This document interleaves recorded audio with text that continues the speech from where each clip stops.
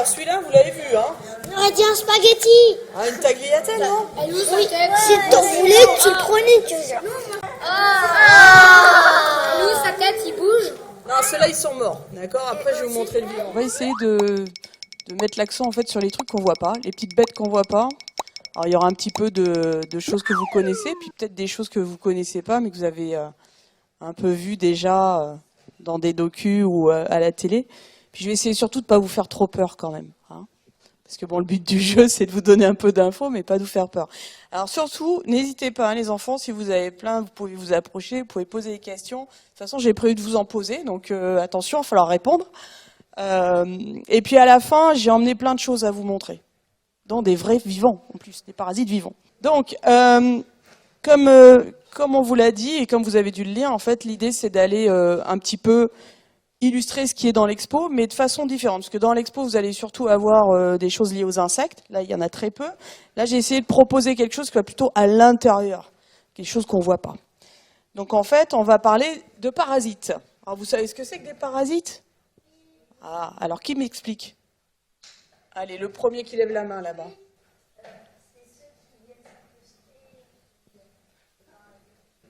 Ah oui, ça c'est pas faux comme définition. C'est même plutôt pas mal. Je trouve que ça représente bien ce qu'est un parasite. Donc en fait, déjà, pour nous, quand on travaille sur les parasites dans mon labo, on travaille en général sur des toutes petites bêtes et qui vivent dans des grosses bêtes. C'est souvent dans ce sens-là.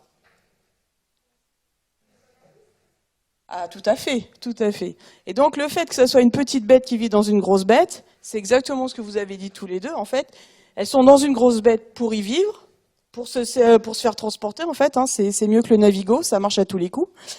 Et elles se servent aussi à l'intérieur de la grosse bête pour manger. Donc les petites bêtes, elles ont tendance un peu à squatter en fait, pour le logement, pour y vivre, pour manger, pour tout en fait, et pour y faire des petits aussi.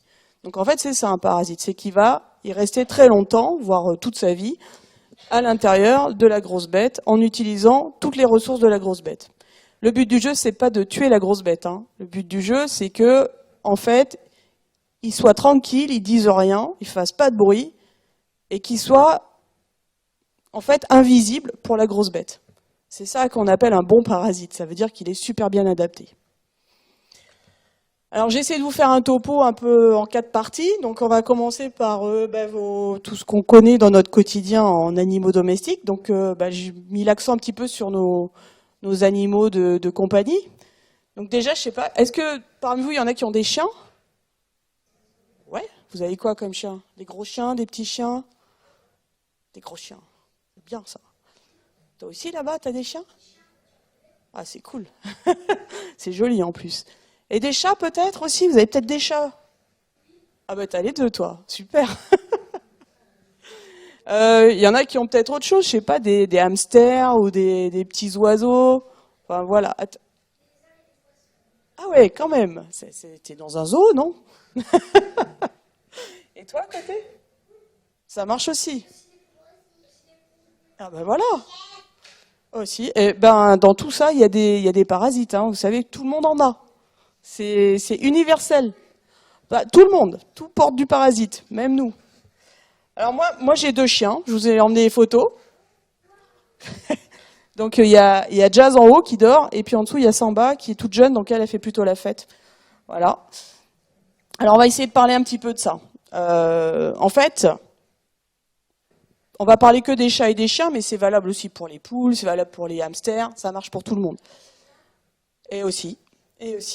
Donc en fait, quand on parle de parasites, nous, on a tendance à décrire ceux qui sont à l'extérieur, qui sont présentés dans l'expo, et ceux qui sont à l'intérieur. Donc c'est pas difficile, parasites externes, parasites internes. Donc juste un petit rappel sur les parasites externes, ça vous devez tous connaître ce genre de choses. Donc déjà les puces, ouais, tout le monde. Non, ça c'est pas un parasite. C'est une araignée et c'est pas la même chose. Alors pourquoi on dit que les puces, les moustiques, les tiques, en fait, ils ont un point commun, c'est qu'ils viennent tous vous prendre du sang. Alors je suppose que les moustiques, vous l'avez déjà vu, les tiques aussi. Alors qui s'était fait piquer par des moustiques là, il y a pas longtemps? Ben voilà, tout le monde va lever la main, j'espère bien. Il faut que le moustique il soit nourri quand même. Bon, est-ce qu'il y en a malheureusement qui ont été piqués par des tiques? Ah, ouais, ah, joli. Les parents aussi. Les tiques, c'est beaucoup plus gros et puis ça dure longtemps. Un moustique, quand il vient vous piquer, en fait, il pique et il part. La tique, elle vient, elle s'incruste. Hein. Si vous la laissez faire, elle va rester longtemps en contact. Et puis, dis-moi. Alors un aouta, c'est un acarien et c'est un peu comme une tique mais en miniature. C'est ce qu'on appelle le bébé de l'acarien et l'acarien c'est très proche de la tique. C'est un peu la même famille. T'as les tiques, t'as des petits acariens, mais c'est tout la même grande famille en fait. Ça se ressemble. Je vous en mets une petite photo d'ailleurs après. Et la gale, c'est un autre insecte qui vient se poser sur la peau et qui va prendre du sang aussi. Pas que du sang, mais qui va prendre aussi les morceaux de peau qui traînent, en fait. Tout ça, toutes ces petites bestioles, là, le problème, c'est qu'elles viennent vous sucer du sang, et c'est comme ça qu'elles peuvent poser problème, parce ça gratte. Vous avez tous été avec des grosses cloques de moustiques, ça gratte fort. Et puis, malheureusement, ça peut transmettre des maladies. Et ça peut transmettre des maladies, dont des parasites. En fait, c'est souvent ça, le lien entre les parasites qu'on a à l'intérieur et les parasites à l'extérieur. Bonjour. On a juste commencé. Donc en fait, les puces, vous les connaissez, ceux qui ont des chiens et des chats, vous savez que c'est un vrai problème. Vous pouvez en avoir partout, ça saute. Le problème des puces aussi, c'est que, encore une fois, ça peut transmettre pas mal de choses. À nous aussi d'ailleurs, pas qu'à vos chiens et chats. Donc l'idée, c'est quand même un peu de ne pas les garder à proximité.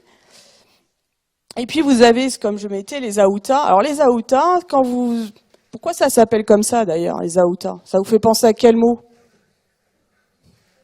Oui, ça fait penser au mois d'août. Et en fait, c'est ceux qui sont un peu sortis au mois d'août, là, je ne sais pas si vous avez fait attention, mais il y en a eu beaucoup cette année. Et si vous avez été piqué un peu sur le bas des jambes en vous promenant dans de l'herbe haute, cherchez pas, hein, il y a des grandes chances que ce soit des aoutas. Ça pique pareil. Donc ça, vous les voyez absolument pas, c'est hyper petit, mais vous en profitez longtemps en termes de démangeaison. Oui. Ah bon? T'as des yeux bioniques. Hein? Ou alors ils étaient des petits points rouges sur les jambes peut-être. Ah, c'en est d'autres ceux-là, c'est pas les mêmes, mais ça fait partie certainement des acariens. Il y a beaucoup d'acariens, beaucoup. Et puis les tiques, voilà, ça sur vos chiens, c'est vrai que c'est à faire très attention quand vous vous promenez, ou vos chats, c'est pareil. Hein. C'est bien quand vous les caressez de vérifier qu'ils n'ont rien. Quand vous revenez de balade, c'est bien de faire attention. Et pour vous aussi d'ailleurs. Hein. Parce que si vous avez ça, il faut vite l'enlever. Donc ça, c'était en gros un petit résumé de ce que vous avez en parasites externes et que vous allez voir, si vous allez à l'expo, vous allez plutôt voir ces parties-là. Ça, vient de mon laboratoire, parce qu'on travaille quand même sur ces bêtes aussi. Donc là, c'est un acarien. Alors, et ils sont pas de cette couleur, hein. D'accord? Ça, on l'a fait, j'ai demandé exprès à mes étudiants de vous la faire jolie. Parce que si vous en trouvez une bleue comme ça, vous m'appelez, hein. Parce que moi, je la veux bien. Hein. Donc là, vous avez un acarien qui a pris du sang. Il est tout gros. Vous voyez comment il est gros? Il est tout gorgé, en fait. Donc celui-là, il a eu son repas. Il est tranquille. Il peut aller dormir et faire la sieste. Il a de quoi faire. Et là, vous avez, pareil, ça, c'est une tique. Bon, ça se ressemble, je vous disais, c'est la même chose. Ça, là, lui, il était de dessus. C'est le dos, là, que vous voyez. Et là, c'est le ventre. Bon, c'est pareil, hein, elle n'est pas vert fluo. C'est aussi pour vous montrer quelque chose d'un peu joli. Ça n'a pas beaucoup de couleurs, en fait, hein, quand vous les trouvez. Souvent, vous trouvez ça moche parce que c'est un peu gris, quoi, en fait. Mais on peut leur mettre de belles couleurs. Ça les rend tout de suite plus sexy. Alors, on va passer aux parasites internes. Ceux-là, c'est ceux que je connais mieux, parce que dans mon labo, on travaille sur ça. Donc, en fait, ce qu'on appelle les parasites internes, on les appelle globalement les vers. Alors, les vers, ça fait, en général, on fait bah. Et donc, voilà. J'attendais un peu quand même. Et donc, vous avez deux types de vers. Vous avez les vers plats et les vers ronds. C'est pas compliqué, hein. Soit c'est plat, soit c'est rond. Ça, je pense que jusque-là, j'ai perdu personne. Donc, dans les premiers, on a ce qu'on appelle le ténia ou le ver solitaire. Et dans le deuxième cas, on en a plein, avec plein de noms compliqués. Mais en gros, je vais vous les montrer. Vous verrez vite à quoi ça ressemble.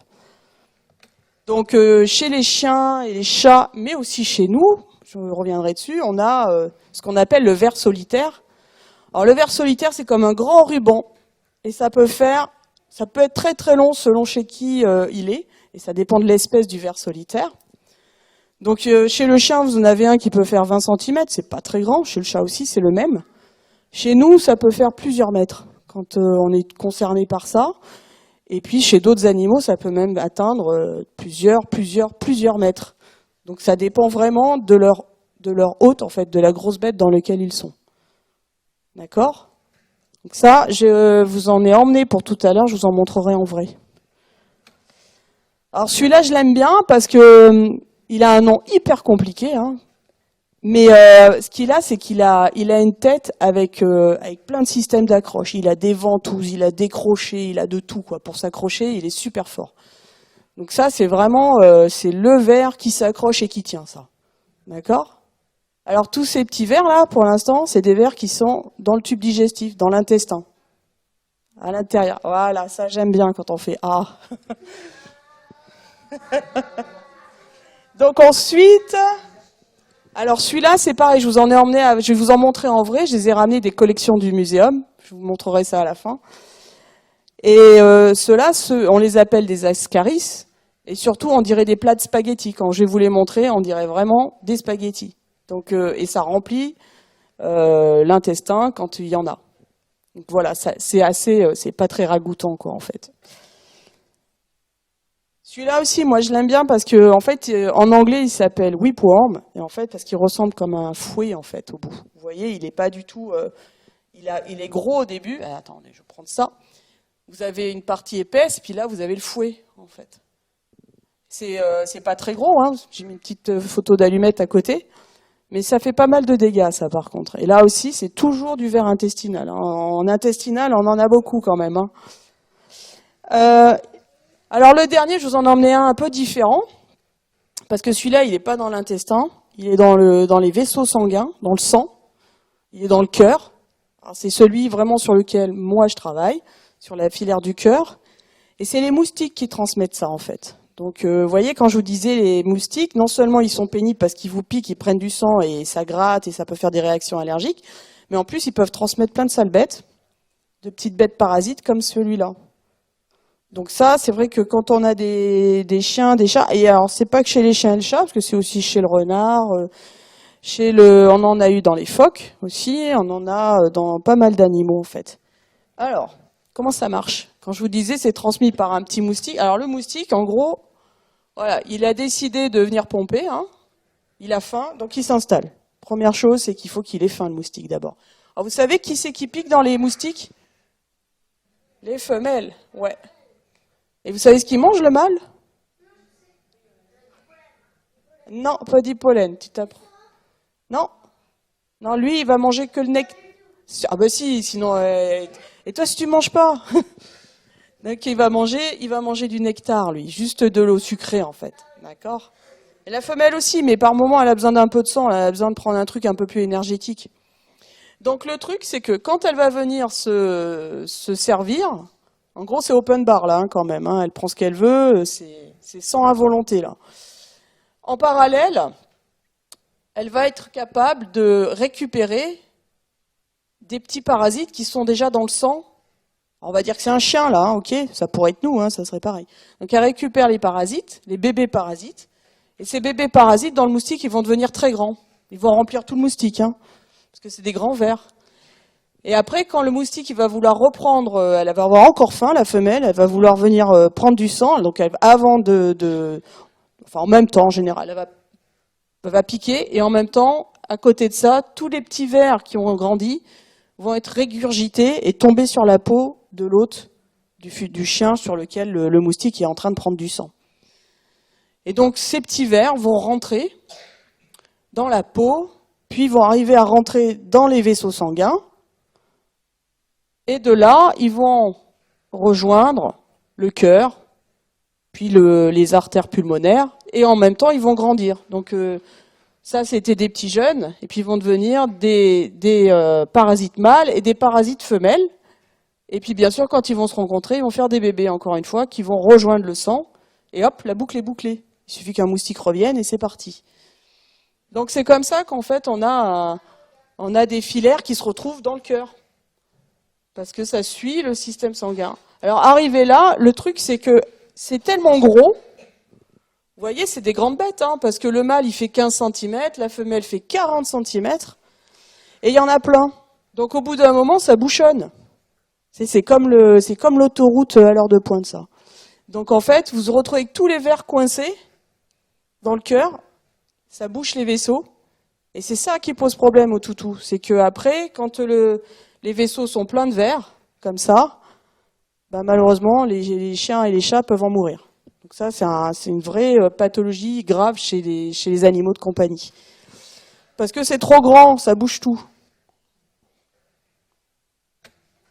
Alors ça, c'était la première partie, sur les chiens et les chats. Bon. Donc la première chose à faire, c'est quand même de bien s'occuper de son chien et de son chat, hein, pour éviter d'avoir tout ça. C'est faisable, hein, il suffit juste d'enlever les puces. Oui ? Ah non, il fait pas exprès. Lui, il sait pas si quand il va chercher du sang, il y a des vers ou il n'y a pas de vers. Tu vois, c'est vraiment le hasard total, ça. Donc il n'y a pas de choix du moustique sur je vais me mettre sur un chien qui est normal ou un chien qui a des parasites. Il fait pas la distinction.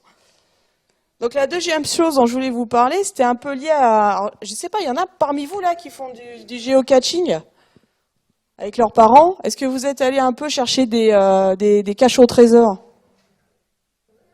Il y en a un peu là quand même, rassurez-moi. Ah.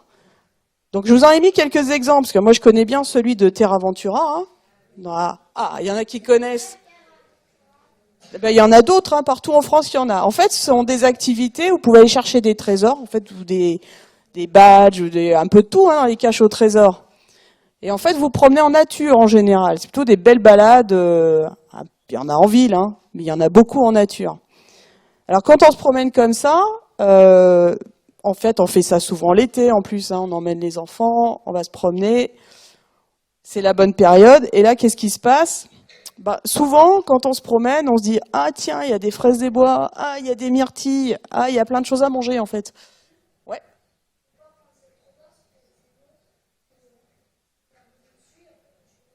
Et voilà. Et c'est ça que c'est exactement ce que je vais te montrer là, tu vois. Laquelle maladie tu risques d'attraper en mangeant des choses qui sont un peu près du sol. Aussi. C'est pas trop ça qui va être dangereux. Donc en fait, quand vous avez dans certaines régions, alors c'est plutôt l'est de la France, hein, tout ce qui est nord-est, est, enfin est, pas nord, est, plein est, on va dire. Vous avez ces problèmes-là. Donc c'est ce qu'on appelle l'échinococose. C'est aussi une maladie due à un ver parasite. Hein. Et comme tu disais, c'est transmis par les renards. Donc en fait, ce qui se passe, c'est que si vous vous retrouvez à manger des trucs qui ont l'air bien sympas, parce que les myrtilles sauvages en tarte, c'est top hein, quand même. Mais cuit, ça va. Mais les manger quand elles sont à consommer comme ça, en mode directement sur la plante, si vous êtes dans une zone à échinococose, c'est mieux d'éviter quand même. Bah, ça dépend, mais par exemple, les myrtilles, c'est super près du sol par rapport à d'autres plantes, c'est vraiment bas. Donc le renard, il couvre tout là. Donc en fait, ce qui se passe, c'est que vous avez une contamination par les déjections de renards, mais aussi de petits campagnols. Hein, les campagnols sont infestés, peuvent être mangés par les renards, et les boucles sont assez vite fermées en fait au niveau des risques. Et donc vous vous retrouvez avec des zones comme ça très facilement contaminées, parce qu'on a quand même beaucoup de renards en France, et ils sont pas mal positifs. On a une augmentation d'échinococose en ce moment. Pour vous donner une idée, quand je parle de l'Est, ça arrive jusqu'au bois de Vincennes hein, quand même. C'est-à-dire qu'on a régulièrement des animaux du bois de Vincennes qu'on nous emmène, et on sait qu'il y a des cas positifs à Vincennes de renards. Donc voilà, c'est pas anecdotique, ça existe vraiment, même si il y a une grosse surveillance dessus, mais c'est là quoi. Et en fait, ce qu'il faut savoir, c'est que c'est pas une bête sympa. Il est pas très moche, hein, en fait. Moi, je trouve qu'il est pas très long, il est court. Vous voyez, c'est lui là. Ça, c'est sa tête. Alors lui aussi, il a une tête sympa avec plein de ventouses, des crochets. Voilà, il s'accroche par là. Et le risque, c'est que le problème de ce ver, c'est qu'il aime bien aller dans le foie. C'est le ver que tu vois là, c'est pas celui que tu vas avoir sur les végétaux, parce qu'en fait, c'est les larves, c'est les bébés.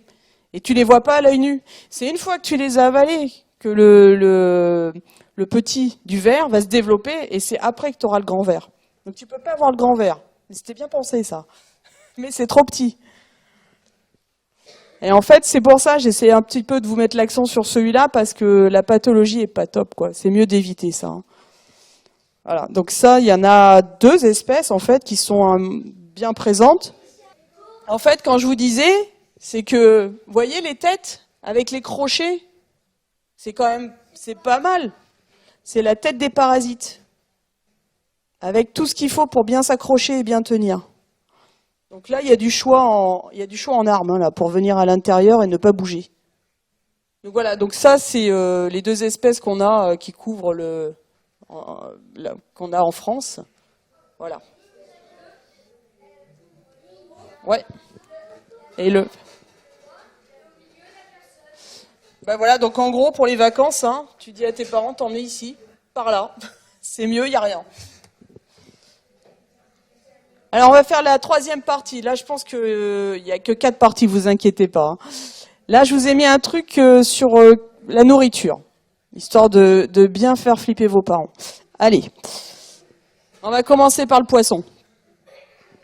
Alors, qui c'est qui mange des sushis là dans la salle? On va commencer comme ça. Ben voilà, c'est bien, c'est très bien. Alors, le problème de ça, bon, en France, il n'y a pas de problème, hein, je rassure tout le monde. On n'a pas trop de soucis parce que c'est très bien surveillé, qu'on a une agence spécialisée dans ces problèmes-là qui contrôle tout. Et il y a très peu de cas au niveau de l'Europe. Alors, le problème, quand on mange du poisson cru, c'est un parasite qui a encore un nom compliqué. Hein. Je suis désolée, mais en parasiton, on n'a que des noms compliqués. Anisakis. Et en fait, ce ver, il est présent dans quasiment tous les poissons, en fait. Là, je vous ai mis juste le maquereau et puis le merlan, et je vous ai mis les pourcentages. C'est la même chose chez nous, hein, où que vous allez en trouver. Pour le gros, c'est parce que j'ai mis l'image plus grosse, hein, mais il n'est pas plus gros. Hein. C'est juste moi qui ai grossi l'image. Mais voilà, en fait, tous les poissons, quasiment, sauf les poissons plats, portent ce ver-là. En fait, ce qui se passe quand vous mangez du poisson, et ce qui est le mieux à faire, c'est de le congeler suffisamment longtemps quand vous voulez le manger cru. Tout ce qui est cuit, il n'y a plus de problème. De toute façon, c'est comme pour tout, hein. Quand c'est bien cuit, il n'y a pas de souci. Dis-moi. Ah oui, il y en a dans les sardines, oui. Les sardines crues, si tu les manges en boîte, il n'y a pas de souci. Ou au barbecue bien cuite aussi, ça marche. Mais donc, dans les poissons crus, ce qui se passe, c'est qu'on demande, dans les normes qu'on a, c'est de les faire congeler. Parce que la congélation, si elle est faite suffisamment longtemps, tue le parasite, et donc après, vous pouvez manger le poisson cru. Donc nous, on a des normes comme ça en Europe, hein, même, mais surtout en France, pour contrôler la façon dont on consomme le poisson cru. Si vous allez au Japon, c'est plus compliqué, parce que vous savez déjà qu'au Japon, c'est vraiment un pays qui aime manger du poisson cru. Pour le coup, j'en reviens, donc j'ai bien vu la problématique. Ils ont énormément de cas par an. Pourquoi? Pas parce qu'ils ont moins de contrôle que nous, mais parce que eux, ils ont tendance à préparer eux-mêmes à la maison leurs sushis, leurs sashimi, etc. C'est-à-dire qu'en gros, ils vont aller acheter leur poisson et préparer eux-mêmes. Et c'est déjà trop tard, en fait. Si leur poisson n'a pas été congelé, qu'ils l'achètent frais au bateau ou au poissonnier, qu'il n'a pas été mis en congélation, ils peuvent être sûrs qu'ils les larves du parasite sont déjà dans les muscles et sont déjà prêts à être transmis au moment de la consommation de ce poisson cru, en fait. Et donc c'est pour ça qu'ils ont des taux hyper élevés tous les ans. Ils ont vachement de problèmes avec ce ver. C'est pas sympa, c'est pas dangereux, hein, vous allez pas en mourir, hein, heureusement d'ailleurs, mais c'est pas agréable et ça fait mal en fait. Donc c'est des vers qui sont douloureux et qu'il faut enlever avec par coup d'endoscopie en général, parce qu'il n'y a pas beaucoup de médicaments. Mais bon, ça s'enlève, voilà, il n'y a pas trop de soucis. Mais bon, c'est à éviter. Donc voilà, les sushis, c'est bien, enfin tout ce qui est cru, mais vérifiez quand même l'origine que votre poisson a bien été congelé. Ou si vous êtes décidé à en faire vous-même, prenez poisson congelé. Et la dernière chose sur ça, c'est, alors on a fait poisson, on va changer. Donc on a fait végétaux. Donc vous avez vu les fruits, les plantes, il y a des parasites.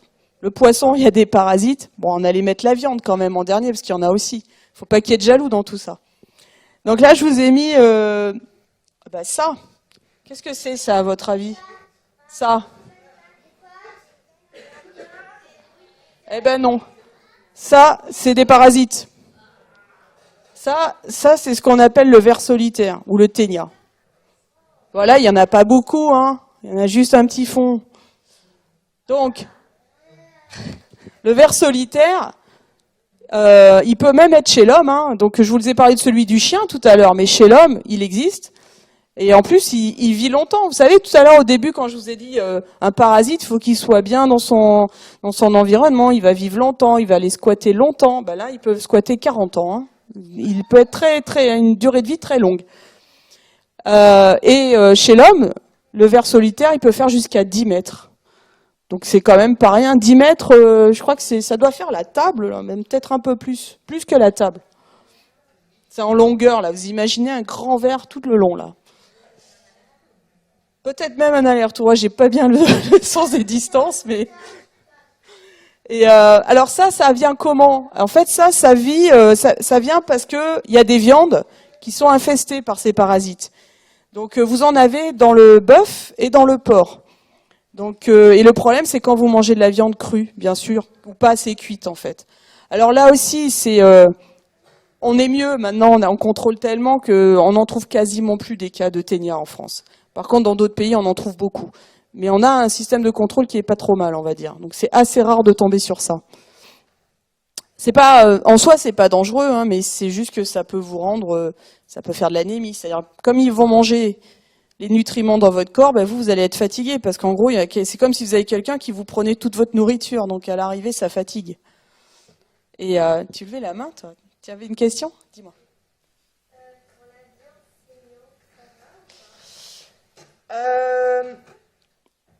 Ça dépend.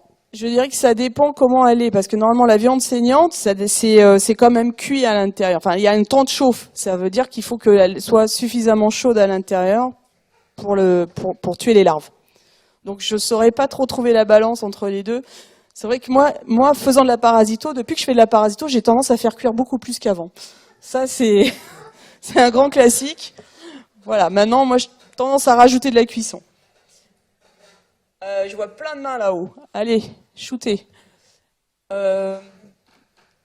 N'importe lequel des trois, là, qui lève la main. Non, oui, vous trois, là. Je vois 3 mains. Tu commences?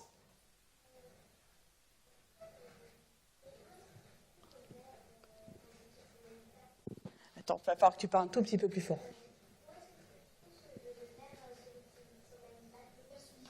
Le ver solitaire, tu le trouves dans l'intestin, en fait. Il va remplir tout l'intestin. Tout à l'intérieur. Donc le voilà, le ver. En fait, il ressemble à ça. Et ça, c'est le ver solitaire. Ah, pourquoi Berk? C'est juste qu'il est différent. Alors, là, c'est pareil. Vous voyez les têtes? C'est avec ça qu'il s'accroche, en fait, à l'intérieur de l'intestin. Et puis après, il va grandir en remplissant tout l'intestin. Et ça, vous voyez, en voilà un. Vous voyez? Tout le long, là. C'est pas une ficelle, hein, c'est un ver. Celui-là, je sais pas s'il fait 10 mètres. Non, il doit pas faire 10 mètres, mais il est pas mal quand même en taille, non?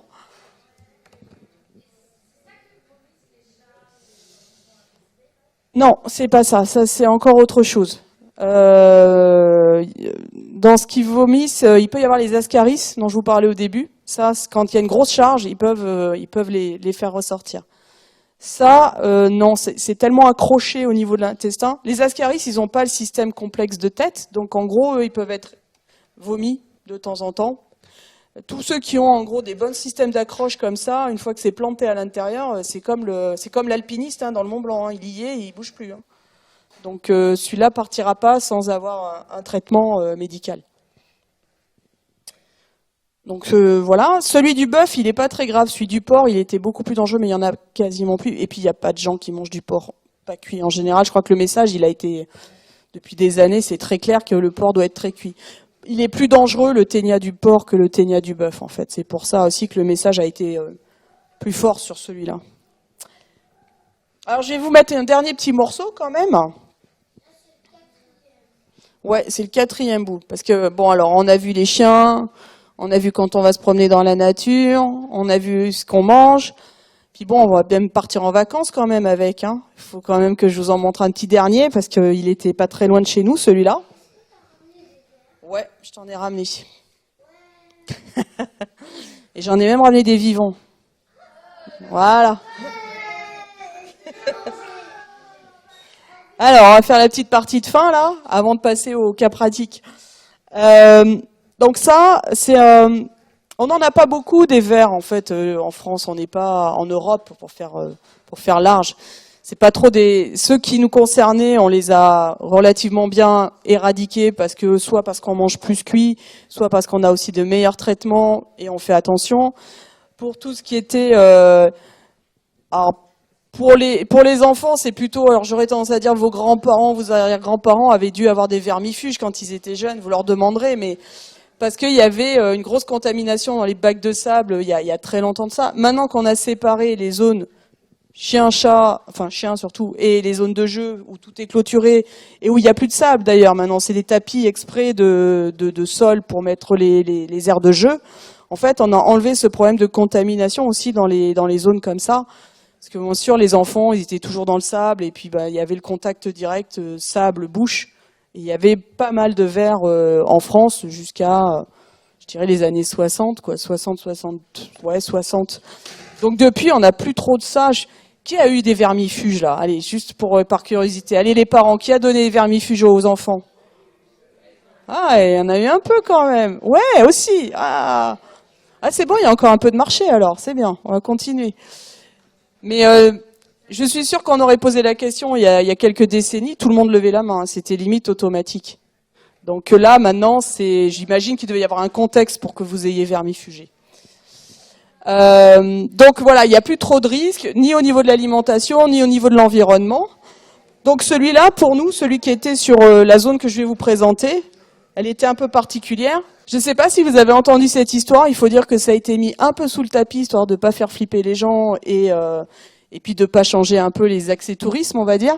Donc c'était en 2013, il y a eu sur cette zone-là de la Corse, ici, donc dans la rivière du Cavou plus précisément. Très joli endroit, hein, vraiment très beau, avec des piscines naturelles. C'est vrai que quand on va là, on a juste envie de se baigner, très clairement, c'est super joli. Alors le problème de ça, c'est qu'il y a un peu moins de 10 ans, on s'est retrouvé avec une épidémie qui est partie d'un coup avec une famille allemande au départ, puis après il y en a eu plein d'autres, et puis des locaux, des Français de partout, enfin voilà. Et en fait, on s'est rendu compte qu'on avait une maladie qu'on appelle la schistosomiase, qui est aussi due à un ver. Ah, c'est compliqué encore ce nom. Hein. Et en fait, pourquoi? Parce que on avait ça. On avait déjà ça dans la rivière. Alors ça, c'est quoi? Ça, c'est un coquillage, hein, tout bête. C'est un petit coquillage tout sympa. Mais sauf que le parasite, il a besoin de ce coquillage pour se développer. Et qu'après, quand le coquillage est dans l'eau et que quelqu'un vient se promener, ça, c'est le parasite, il est là, c'est le bébé du parasite. Il sort du coquillage quand il sent qu'il y a une certaine chaleur ou pH. On ne sait pas trop encore ce qui conditionne la sortie. Et donc après, il va aller rentrer dans l'homme pour contaminer l'homme. Par la peau, il traverse la peau. Donc en fait, et le cycle, il continue parce que l'homme qui est contaminé, alors en général, le problème, c'est ne pas faire pipi dans la rivière. Parce que c'est comme ça qu'on finit le cycle. C'est-à-dire qu'en faisant pipi dans la rivière, les œufs sont libérés avec l'urine, et hop, on fait une boucle. Donc en fait, c'est assez facile en soi à contrôler comme parasite. Il suffit de pas faire pipi dans la rivière. C'est très simple. Mais ça marche pas bien comme contrôle. On se demande pourquoi. Et donc, cette zone, en fait, s'est retrouvée à faire la boucle parce que ce mollusque-là, on l'avait repéré il y a déjà 60, 70 ans. Les gens du muséum, ils avaient dit, ils avaient fait des études sur ça, en disant, ah, il y a le buccin, il est là, attention, on pourrait avoir un cycle de schistosomiase si jamais quelqu'un arrive et transmet le parasite. Ça n'a pas loupé, hein, ça a bien marché. Donc en fait, ils ont quand même essayé ça c'est le parasite, c'est son cycle. Moi je l'aime bien celui-là parce qu'il est tout mignon. Le mâle, il vit à l'intérieur de la femelle. C'est plutôt sympa comme... pardon, la femelle à l'intérieur du mâle. Et quand on trouve un, on trouve l'autre. Ils sont toujours associés. Et donc en fait, on a réussi un petit peu à enrayer le problème dans le Cavou, parce que bon, la zone de baignade a été fermée. Il y a eu pas mal de panneaux pour prévenir aux gens, attention, n'allez pas, il y a ce risque-là. Ça a baissé, mais ça reste à bas bruit. On sait toujours pas où est la zone de réservoir, parce qu'il n'y a pas que l'homme qui est contaminé, il y a aussi d'autres animaux. Et puis il n'y a pas si longtemps que ça, la rivière au-dessus du Cavou, eh ben on s'est pris quelques cas positifs. Donc en fait, on a toujours un truc à bas bruit qui traîne là-bas. Donc je suis pas sûre moi d'avoir envie d'aller mettre les pieds dans le Cavou dont leurs voisins à côté pour l'instant. Et pour l'instant, il n'y a pas grand-chose d'autre. Alors c'est quelques cas, c'est pas grand-chose, mais bon, avec le coup, il suffit d'avoir pas de chance et que ça tombe sur soi. Voilà. Et franchement, en termes de traitement, c'est pas super. Donc vaut mieux éviter de l'attraper, ça là aussi. Hein. C'est une maladie qui concerne le système urinaire. Donc en fait, avec pas mal de problèmes sur la vessie et les voies urinaires, c'est douloureux et les traitements sont efficaces mais douloureux aussi. Donc c'est un petit peu long à réguler et à faire disparaître. Donc c'est pour ça, tout ça, c'est mieux d'éviter quand même. Il y a des choses dans les vers qui sont faciles. Hein. Ceux qui ont eu des vermifuges, c'est simple. Hein. Voilà, ça passe facilement. Les 2 ou 3 que je vous ai montrés là, comme l'échinococose ou la filariose ou ça, c'est bien d'éviter. Il y a des moyens d'éviter, donc c'est pas la peine d'aller tenter le diable. Donc ça, c'est un peu tout ce que je voulais vous montrer. Après, voilà, il y a des choses qui existent. Moi, je me suis un peu amusée à regarder ce qu'il y avait dans les bandes dessinées. Et quand on parle de parasites, eh ben, il y a quand même dans Tintin, par plusieurs fois, ils utilisent dans les insultes du capitaine Haddock des termes de parasites. Un rhizopode, c'est un parasite. Les phlébotomes, je vous l'ai montré, là, c'est les petits moustiques velus. Puis là, les protozoaires, alors ça aussi, c'est des parasites, mais unicellulaires. Et puis à la fin, bah oui, il utilise le mot parasite. Donc ça, c'était, je me suis amusée à chercher ça, voilà. Donc si vous voulez aller plus loin, il y a des petites choses hein, à voir dans l'exposition, si vous avez un petit peu de temps. Je l'ai pas faite encore moi l'expo, je sais pas si certains d'entre vous ont déjà eu le temps de la faire. Donc j'irai plus tard quand il y aura moins de monde. Mais voilà, vous pouvez essayer de continuer si vous le souhaitez. Ouais, je vais te montrer les vers. J'ai fini, je sors mes bêtes et vous allez venir ici. Sa tête, il bouge. Non, ceux-là, ils sont morts, d'accord? Après, je vais vous montrer le vivant. Ceux-là, ils sont morts aussi. Alors ça, c'est ceux qui sont... C'est ce que je vous disais au tout début, les ascaris de chien. Voilà, ceux-là, ils ressemblent à des spaghettis, hein.